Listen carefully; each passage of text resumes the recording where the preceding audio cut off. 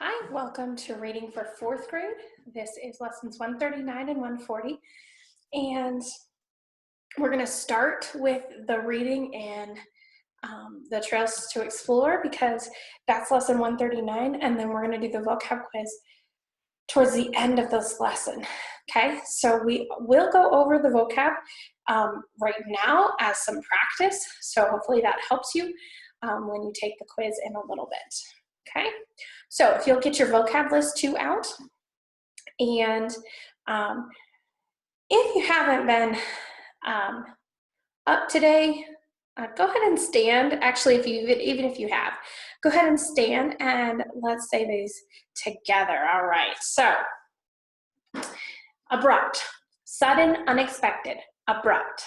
Apprentice, a person who agrees to work a certain length of time to learn a trade. Apprentice. Instinctively, done without stopping to think, instinctively. Protruding, sticking out, protruding. Sapling, a small young tree, sapling. Venture, to say or do even if it is a risk, venture. All right, I hope you've been studying those and that you, of course, should have copied them a couple different times and that you're ready to take that quiz in a little bit. But first of all, we are going to look at some wrong direction. Okay. Some of our words that we're going to find in our story today, pages 121 to 131, apprentice, as is from our vocab list, someone who works to learn a trade and they agree to work a certain amount of time. Nimble, that would be someone who's quick on their feet or quick to think, quick to move, that's nimble. A midwife is someone who helps with the birth of a child. And so it's typically in certain times of history, and there's still midwives today, but they were, there weren't as many doctors around, and so a midwife would often be the first one that could be there with the mother.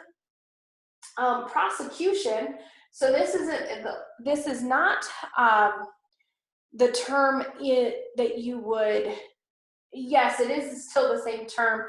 The meaning of this one is a little different than what you would think of if you were talking about a law case or a judge and jury and all of that. But the prosecution of his studies would be just kind of like the doing of the studies. Okay, so that's our words there.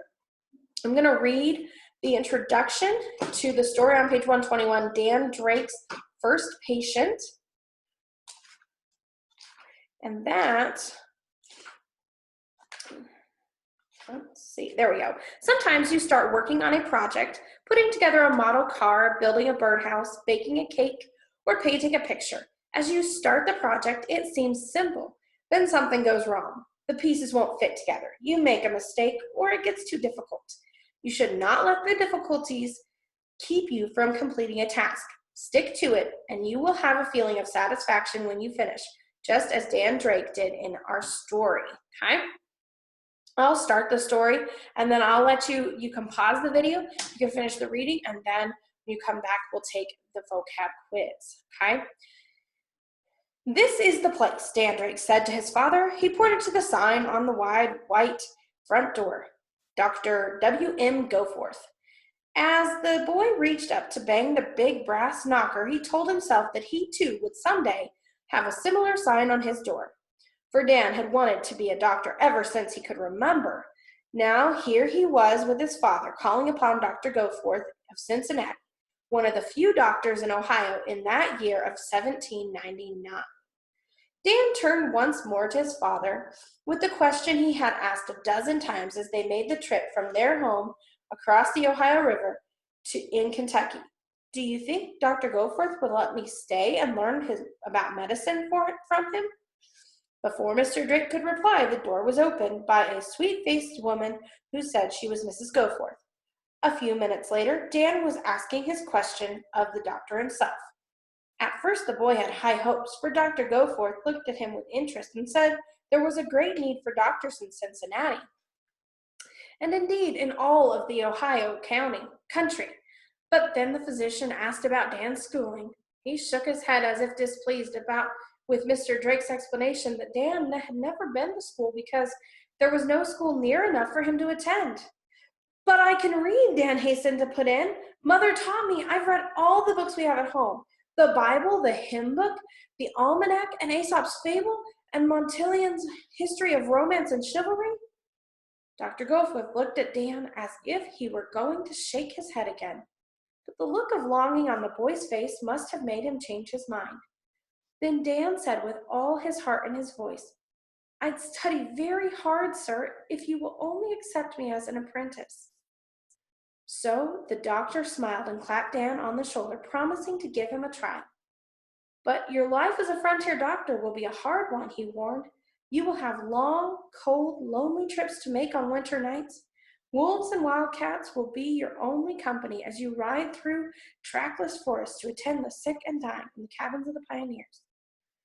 I won't mind, sir, I'm sure, was Dan's answer. All right, I'm going to let you finish the reading to page 131, and that finishes the story, okay? So you can finish the reading, and then when you come back, we will take our vocab quiz.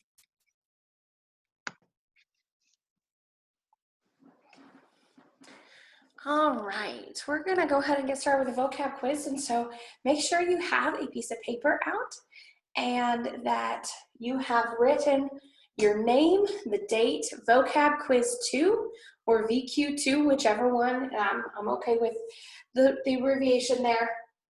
I'm gonna read through the list that I have up here. We have all the way through F because remember we have 7 words instead of 6 this time. No, 6 instead of 5, I'm sorry. So I'll read them through. If you need to write these down because you can't see them very well, go ahead and do that. That's okay. You can pause the video and you can try to write some of this down, or you can pause it as I say it and then pause it and do it that way. Okay, so sudden, unexpected is A. Sudden, unexpected. B is a person who agrees to work a certain length of time to learn a trade. Oh, I did that wrong. I just erased what I shouldn't have erased. Okay. A person who agrees to work a certain length of time to learn a trade. C is done without stopping to think. I did that without stopping to think. D is sticking out. E is a small young tree. And F is to say or do, even if it is a risk. Okay, I'm going to rewrite these numbers really fast.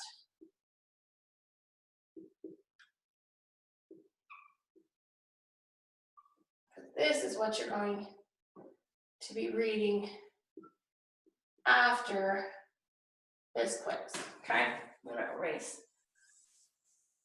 that. You should have done it. All right.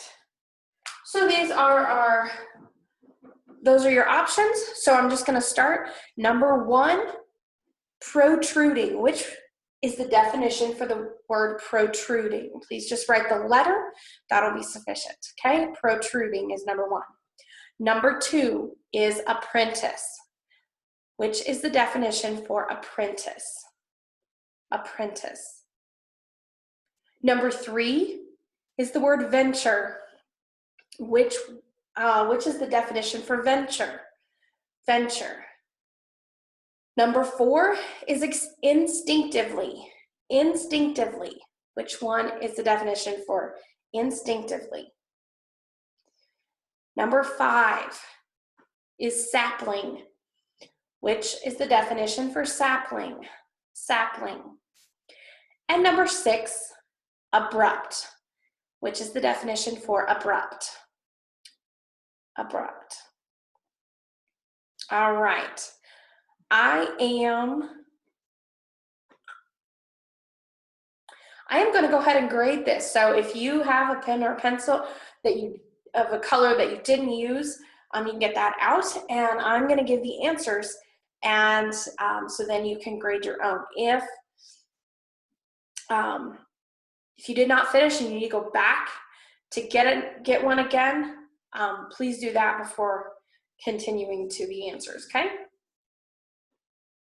Give you just a second if you need to pause it and you didn't get there. All right, so number 1, protruding, is D, sticking out. D, sticking out. Number 2, apprentice, is B, person who agrees to work a certain length of time to learn a trade. B is number 2. Number 3 is F. Venture means to say or do even if it is a risk. F. Number 4, instinctively, is done without stopping to think. Number 5, sapling, is a small young tree. E. So 4, I'm sorry, 4, I didn't say the letter for it, it was C. 5 is E. And 6, abrupt, is A, sudden or unexpected. Okay? I hope you did well on that.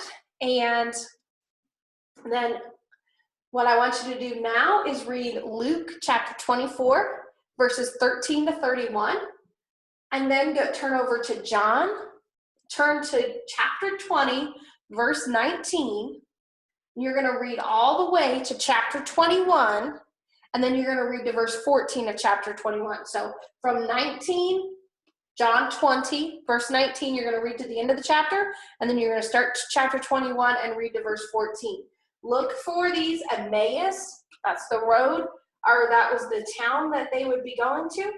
Furlongs, that's a measurement of distance.